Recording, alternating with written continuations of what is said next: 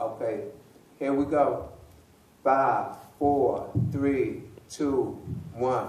Hi, my name is Jasmine, and I'm going to be your host today. I'm here with Prince Robbo today, and I'm be asking him some questions. He is a new rapper from Chicago. Yes. And I'm gonna be asking him some questions and how did he got into this rapping, stuff like that. So Prince Robbo. Hey, how you doing? Good. How are you? So tell me, how did you get into music and all this other type of stuff? Well, I was always into music. My earliest influences was Michael Jackson and New Edition, and then later on I got turned on to rap. Like my father loved Tupac, my mother loved Ice Cube and Snoop Dogg and Dr. Dre and stuff like that. So hearing all that motivated me to always, if I ever made music, I knew how to make it sound good and have a nice beat to it. Then I had to learn how to perfect the message. Okay. So I turned to Tupac more for that type of style. I felt like he fit something. Your vibe. Yeah, my vibe, because he didn't follow rules. And, yes. and at the same time, he was caring, and he didn't just want to rap. Yes, So, and everybody yeah. loved Tupac. I mean, I was Tupac, fan too when I was growing up, and I still listen to some of his music, and you still hear some of his music, like Dear Mama, and that's something I really, like to hear on the radio a lot.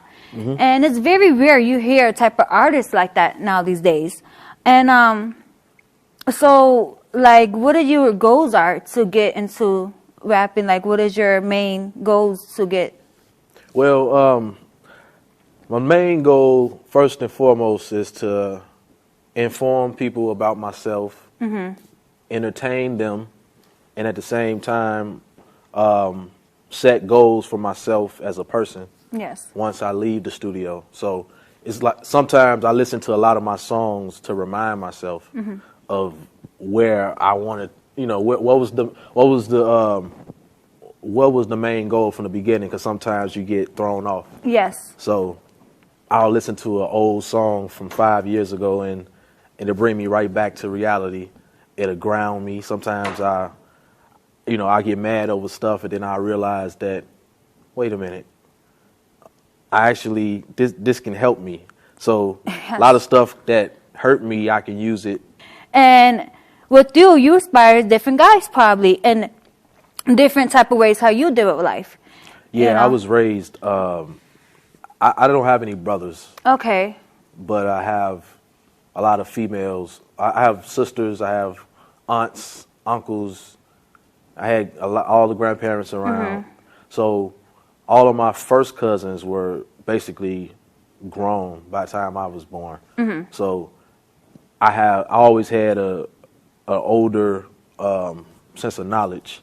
Okay. And so it kind of affected how I socialize with people too. Most of my friends listen to me because I have the knowledge of not listening to other people my age. Yes. I got information straight from my father or straight from my grandfather or great grandmother, and I made sure that I always, even if I didn't want to be around them, I had to. Yes. And the knowledge just stuck with me, and that turned into my message and my music. And what part of Chicago you're from, may I ask? The mighty West Side. Okay. 290 West. Yes. So what else? I know you said you do comedy earlier today, right? Yeah, I don't consider myself a comedian, but I do know how to make people chuckle, Yes. I think I just know how to make fun of reality. Make it humorous. Yes, and to have some type of, not always depressed and angry. You want to at least make it some type of fun, you know, when it comes to and make somebody happy during their hard moments. And Yeah, I think like, that's what like a lot at of work. people need. Yes. Like a lot of my coworkers, They need a good laugh. yeah, they need a good laugh. Some of them are so depressed and they just hate the job and they just can't wait to go home. And then I come in and I just make fun of the supervisor and everything's all right. Well, hopefully your supervisor is not watching. What else? You say you do your own editing too when it comes to things, right? Yeah, I kind of learned that from dealing with different video directors. Okay. And I just got tired of waiting for them to get done with my videos. Well, you know, so when you learn from your... I just learned how to do it, and you know, I'm not perfect, but Yes. Now, are there like any places in Chicago where you perform at? I've been here before, Channel Okay. 19 in the past. I've done open mics, Deferred Inc. Productions, Okay. which was on the north side. I've done stuff like Star Planet TV. Wow, okay. I've auditioned for America's Got Talent. Didn't happen. It's hard I to don't get think a- they like rap. They didn't like the conscious rap at the time. And what else have I done? Besides that, just a lot of Channel 19. Okay. You know. And I mean, that's really good because like a lot of people you're going to be known in the Chicago and different part of the U.S. And that's something that a lot of people, when they be rapping, they want to get somewhere, you know. Yeah. And I mean, it's not hard unless you make it hard. And I think for you, you're exploring, you're doing different things and you're trying different things out. And I feel like it's going to get you somewhere. And I'm a Pisces also. you're a Pisces, I'm a Scorpio. Hey, now. So, yeah. March Madness. The month of March is approaching.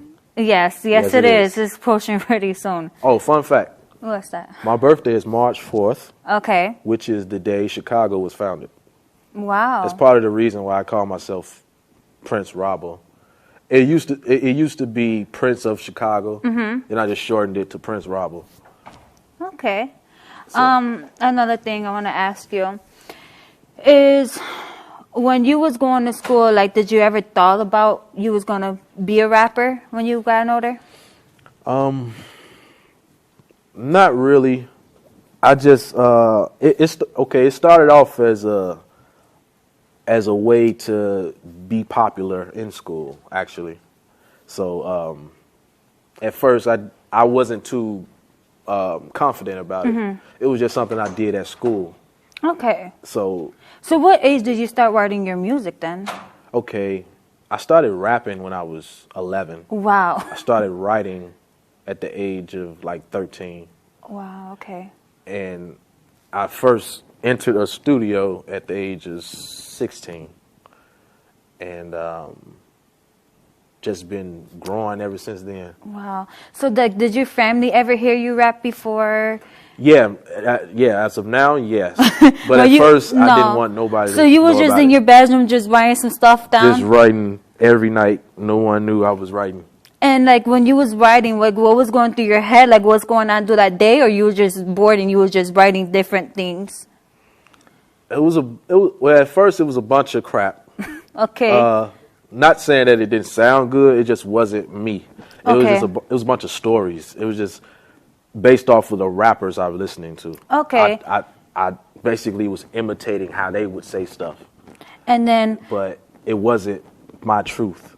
so then that's when you started like, okay, I'm done with this now. I'm going to start being serious. Yes. And when you realized you could do something better than that, you was like, okay, I could do something 10 times better now. I'm going to put myself out there, you know? When you first started rapping, you was nervous? Yeah. You was in the beginning. And then like, do you got used to it a little bit when you be in home by yourself and you just started rapping at home? Did you got... Well, I had a friend. Uh-huh. He recently passed away. His name was Justin. I'm sorry to hear that. So he was one of the. I was afraid to rap for him He was one of my older homies. Okay. So one day after hanging with him for like a year, he was my next door neighbor, and one day I just brought over my notebook of rhymes one day, and I was like, okay, I guess I'll let him know that I know how to rap.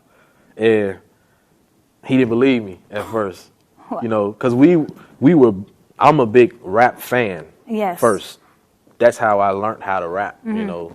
So sometimes you can hear a lot of people in my style sometimes because I can't help, you know, but think of how would Tupac say this, how would Ludacris would have said that, or Biggie or Nas or Jadakiss or, you know, big lyricists, right? So one day I present myself as a rapper to him.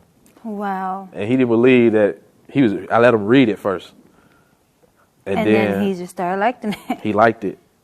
So I was like, okay, I convinced him, so maybe I can do this, you know. So I just started recording a lot of mixtapes at first. Okay. And thatpiff.com is where a lot of my stuff is. And a lot of my mixtapes at first were like albums, you know, because I was a fan of 50 Cent, you know, so his earlier mixtapes were like albums. So I adopted that formula also. And just round up a bunch of high school friends that also rapped. Doing it. And we all just you know, and I was the most consistent because I didn't have a job like everybody else. So I had a lot of time to go to the studio. That's good. So you use all your time to just start doing something. Yeah, you know, I figured I'm not working. I might as well put in work somewhere. And to this day, it's music that it's not really released and not really acknowledged. Yes, so I think some music today should be acknowledged for the little kids that's growing up into young adults. And now, these days, it's not like that no more. Right. So stay in tune. We're going to be back with... the Prince Robbo. The Prince Robbo. So stay in tune. Peace. Peace.